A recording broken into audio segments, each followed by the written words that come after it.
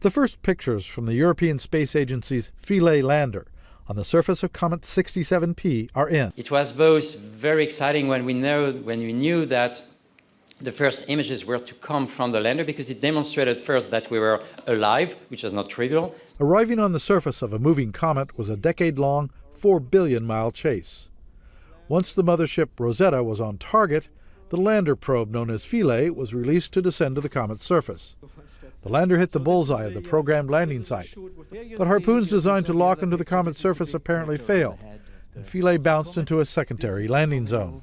We also see stuff shining through a dust layer where the dust is wiped away or following the gravity field and exposing a higher strength material. And this is something that we could consider be the reason for the rebound. Solar power is also an issue for the long-term success of the mission.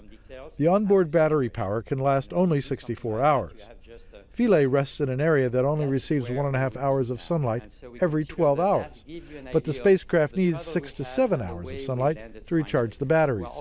There is such a low gravity that each time you manipulate something, you have a reaction. And if we are clever enough, this reaction can optimize, in particular, the amount of sun we have on the solar panels.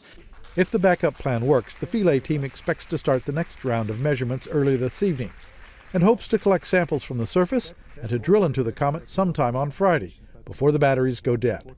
Tom Ritchie, Associated Press.